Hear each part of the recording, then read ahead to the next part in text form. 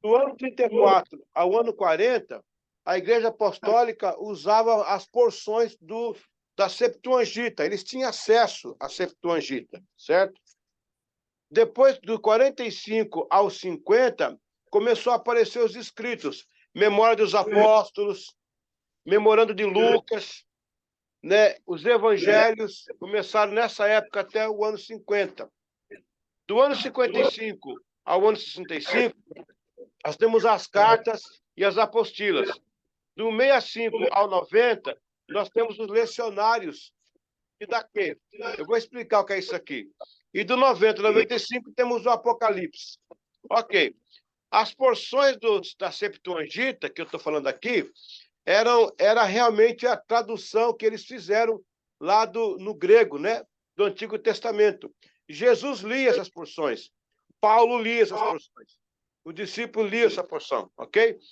Mas depois, do 45 em diante, começou a chegar os escritos. Por quê? Presta atenção, pessoal. 33, Cristo morre, certo? O ano 33. O ano 34, Jesus não está mais com eles. Estão só com os apóstolos. O que acontece? Nesse momento aqui, o evangelho torna-se auricular. Auricular. Ou seja, é falado, é passado, né, oralmente, auricular. Depois disso, começa a aparecer os escritos. Aí o Lucas, que é o médico, ele vai escrever os memorandos. Saiba uma coisa, o livro de Atos dos Apóstolos e o livro de Lucas era o mesmo livro. Era o mesmo livro. Eles que separaram depois, os patrísticos, né? Separaram depois. Por volta do ano 45, 50, então começam a surgir os evangelhos. Depois, do ano 55 em diante, vão chegar as cartas. Eu não sei se eu expliquei para vocês, as cartas e as apostilas, ou apostilas não, as cartas e as epístolas. A apostila é a mulher do apóstolo, né? As cartas e as epístolas, né? Elas foram escritas a partir de 65. O que diferencia da carta para a epístola é que a carta era um volume menor e a epístola era um volume maior de letras. Quando saía de um volume maior de carta, a carta era uma carta, era uma carta. A epístola era mais de 3 ou 4, 5 folhas. Agora, tem epístola que é pequena. No caso da terceira epístola de João, ela é pequena. Mas então por que ela é chamada de epístola? Se é o tamanho de uma carta? Por causa da importância que ela tinha. Então, o que definia uma epístola era o volume de folhas e a importância do assunto. Por isso que algumas pequenas eram chamadas de epístolas, né? 65 a 90, vem os lecionários. O que são os lecionários? O que são os lecionários? Os lecionários são os livrinhos, né? Onde continha a forma de orar. Na verdade, os lecionários são litúrgicos, é de liturgia. Os lecionários são litúrgicos. Eles tinham como fazer um batismo, como fazer a Santa Ceia, instrução como pregar, como se vestir. Eram os lecionários. Depois, no ano 90, veio o Didaquê, que era o que os apóstolos pregavam aqui atrás, agora em forma de livro. Didaquê significa ensino, ensinar. Didaquê vem de didática, que nós usamos falar didática. E aí, nos anos 90 e 95, nós temos o Apocalipse. Vamos entender agora a estrutura do Novo Testamento, ok? A estrutura do Novo Testamento. Aqui eu vou fazer aqui um quadrado no meio, vou colocar Novo Testamento. Então, para cá eu tenho os evangelhos, ok? Aqui eu tenho Atos dos Apóstolos, né? Aqui eu tenho as cartas, e aqui eu tenho o Apocalipse. Apocalipse. Essa é a divisão estrutural do Novo Testamento.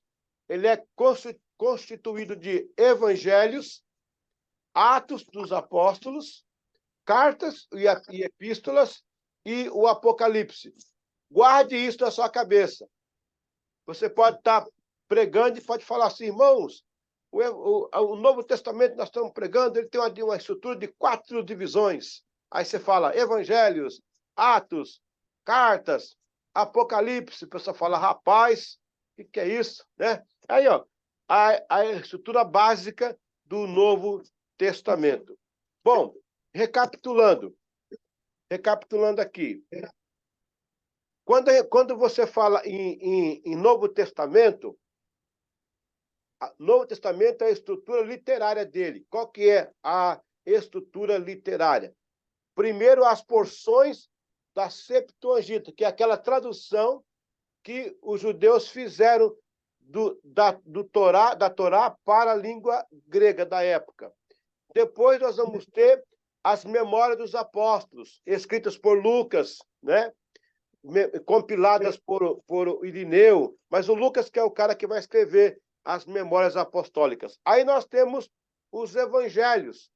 Os Evangelhos são divididos em 3 e 1. 3 sinóticos e 1 separado. Os sinóticos, porque eles têm muita evidência iguais, são muito próximos, que é Mateus, Marcos e Lucas.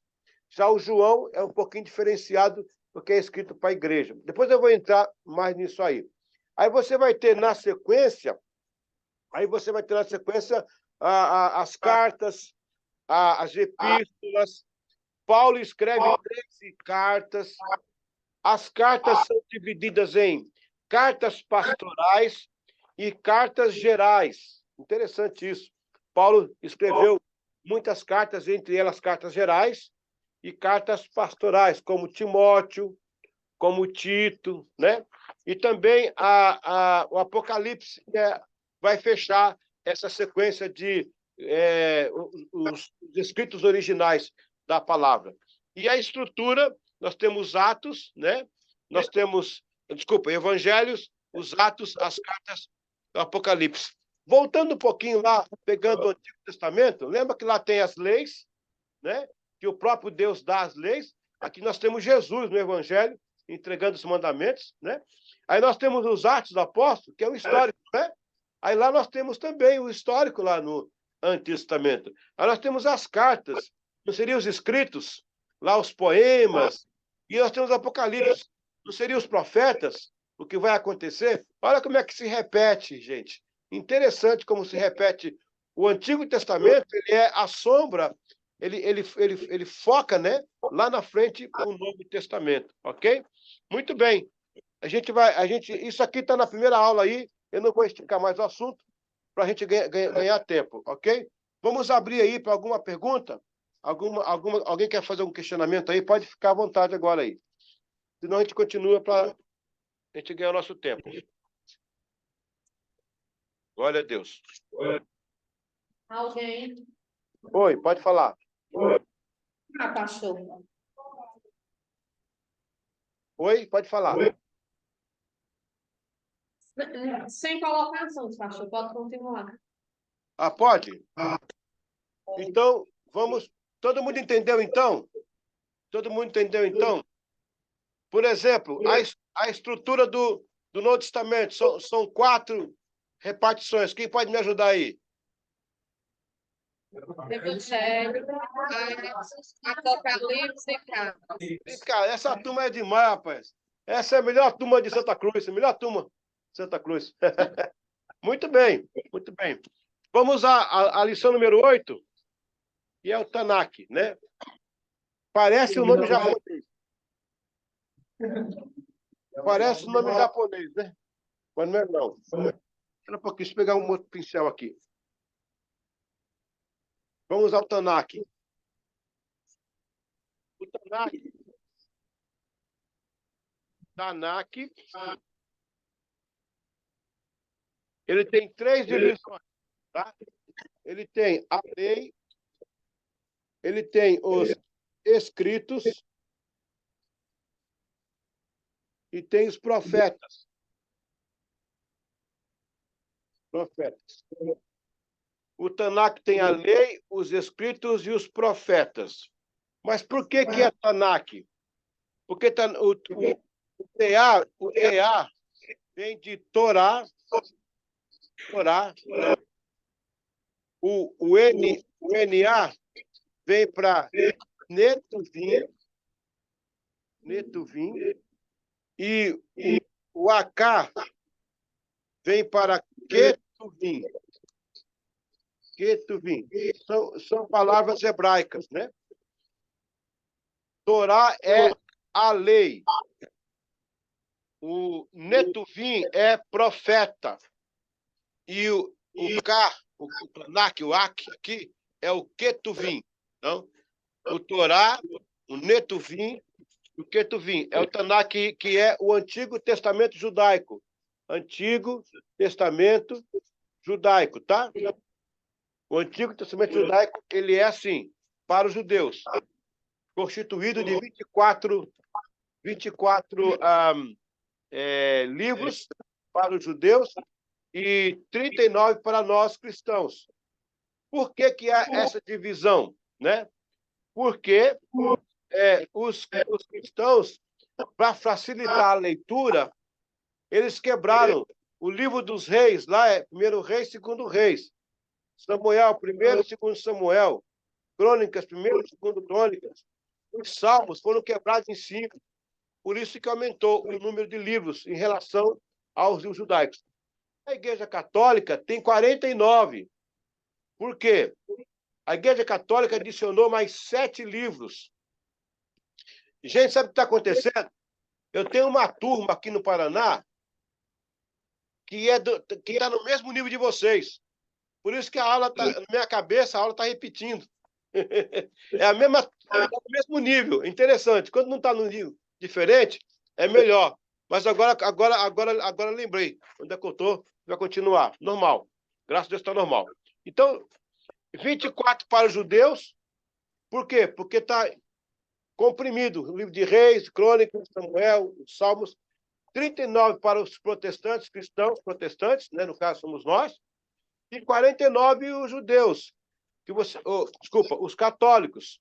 Eles vão ter Judite, Baruque, Tobias, 1º Macabeus, 2º Macabeus, o Livro de Sabedoria, o Eclesiastes. São 7 livros a mais. Mas, professor, por que 7 livros a mais?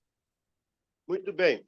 Esses 7 livros, eles foram escritos depois que parou. Os profetas vão até 450 a.C. Aí parou, que é o que a Bíblia chama de período interbíblico. Nesse período que a Bíblia... a Bíblia não chama isso. Os estudiosos chamam de período interbíblico ou os 400 anos de silêncio.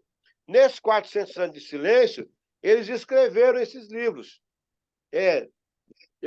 Acho que vai ter depois na apostila a relação deles aí. Esses livros foram tidos como apócrifos. Por que apócrifos? Porque eram não inspirados. Em grego significa não inspirados. Os apócrifos. São 7 livros. Deixa eu exemplificar aqui melhor para vocês. Glória a Deus. Muito bem.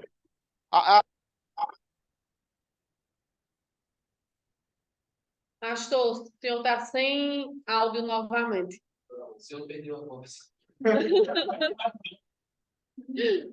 Não estamos lhe ouvindo. Não.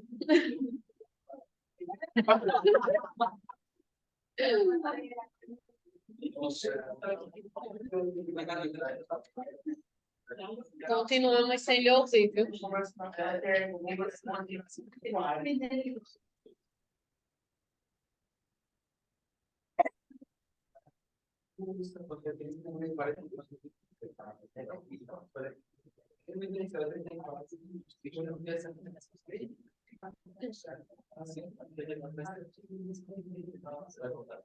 O negócio aqui. Vai, Kennedy. Quer que eu tire o fone aqui? Ô, professor, Já mandou? Está escrevendo aqui, ó. É o Kennedy. Muito grande. Vamos lá. Estão me ouvindo, né, gente? Acho que agora deu. Obrigado, obrigado. Aleluia. Gente, vocês são demais, viu? Eu admiro vocês demais, cara. Vocês são maravilhosos, viu? Tá aí. Ó, chegou aqui a pergunta. Ô, professor, sobre a questão das sinagogas, eu sempre vi que ela sempre tem uma relação muito grande com a questão da litúrgica da igreja, de como a igreja se comporta. As sinagogas, elas foram inspiração para a igreja, para os cultos da igreja moderna hoje? Boa pergunta. Tá tendo um som no fundo aí, tá tendo um culto, parece. Tem um culto aí. Ok. Ok, Kennedy, respondendo a sua pergunta aí, sim, com certeza. Deixa eu explicar uma coisa. Antes da sinagoga, existia o templo. Antes do templo havia o tabernáculo, na verdade. O tabernáculo tinha o seu ritual lá. Depois o templo também teve o seu ritual. Algumas diferenças, por exemplo, no templo havia mais cânticos. O tabernáculo começou com cântico, teve turno. Aí no templo os cânticos eram mais ampliados. Quando veio a sinagoga, que era uma reconstrução, não tinha mais cânticos. Importante isso, hein? A sinagoga não tem cânticos, porque eles lamentavam a perda do povo de Israel. Eles oravam e liam a Torá. E ao ler a Torá, eles cantavam as orações. No caso, o cântico deles era uma coisa triste. A liturgia da sinagoga, pessoal, era o seguinte: leitura do Torá, depois explicação da Torá com os escribas e os rabinos, e as orações. E algumas orações gemidas, cantadas. Quando Jesus vem, vocês lembram que lá, na última ceia, ele dá uma ideia de liturgia? Ele faz oração, ele dá uma demonstração, ele faz a comunhão da ceia, e no final ele canta um cântico. Ele introduziu ali um cântico. Ou seja, Jesus estava trazendo de volta a alegria para a liturgia cristã, no caso, para a liturgia com Deus, né? E a igreja primitiva, sim, ela está acostumada a se reunir em casas. Eu quero lembrar a vocês que, na época de Roma, havia um deus chamado Lares. Olha só, qual que é a sua casa? Meu lar, né? Minha casa, meu lar. Lar vem de Lares, que era um deus romano. E nesses lares havia fogueiras para sacrificar. Daí vem a lareira, que coloca as madeiras para aquecer a casa. É do deus Lares. Quando a igreja nasce, ela já nasce com a ideia da sinagoga. Qual que é a ideia da sinagoga, Kennedy e alunos? Era o povo em torno da palavra. Mesma coisa da igreja cristã, o povo em torno da palavra. E mais com o adendo do louvor, da adoração, e depois a reunião nos lares, nas casas. No caso, Roma tinha suas reuniões de lares. Roma tinha sacerdotes dos lares, era verdade, e que sacrificavam lá.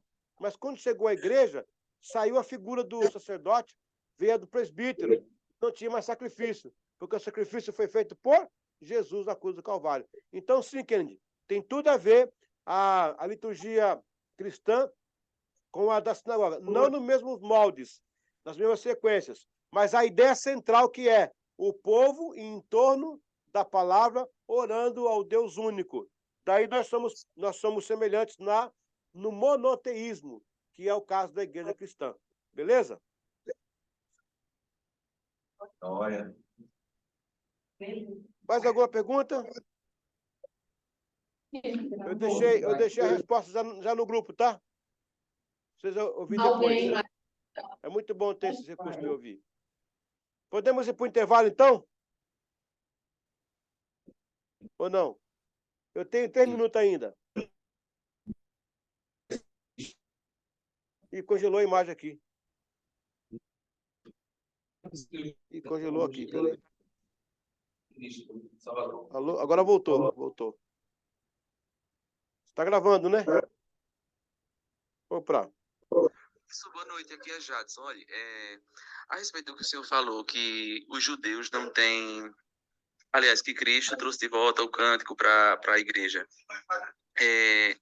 Quais são as músicas que os judeus cantam hoje em dia, já que eles não creem em Cristo como Salvador, como Filho de Deus? Como é que funciona isso? Eles cantam salmos, cantam provérbios, eles têm os cânticos dos rabinos, a liturgia deles é bem enorme hoje. Quando eu vou a Israel, fico lá vendo, né? Muita coisa que eles cantam, justamente os Salmos de Davi, né? Lembrando que os Salmos são 5 livros, né? Na verdade, são 5 livros. Os Salmos em hebraico é Terrilim, Terrilim, T-E-H-I-L-I-N, Terrilim. Eles cantam os Salmos, cantam provérbios e alguns trechos que eles cantam vindo dos rabinos, dos escribas, trechos de composições mais paralelas, né? Não só bíblica. Sim, eles cantam ainda, mas não cantam nada de... Eles esperam o Messias ainda, né? Estão cantando a vinda do Messias. A gente sabe que o Messias já veio, né? Passou lotado, eles não viram, mas um dia eles vão saber. Mas sim, eles cantam os salmos em sua maioria. É muito bonito lá em Israel, quando chega às 6 da tarde da sexta-feira, né? Uma correria, parece que vai ter uma festa. É o Shabá, né? Eles vão começar o Shabá. É por aí. Olha, pessoal, então nós temos... Opa! Já respondi. Vamos encerrando aqui essa série não, esse momento. A gente volta agora, tá bom? Daqui 5, 6 minutos a gente volta aí. Vamos tomar uma água aí, refrescar a cabeça, vamos para a lição número 9, tá certo? Deus abençoe, até daqui a pouquinho.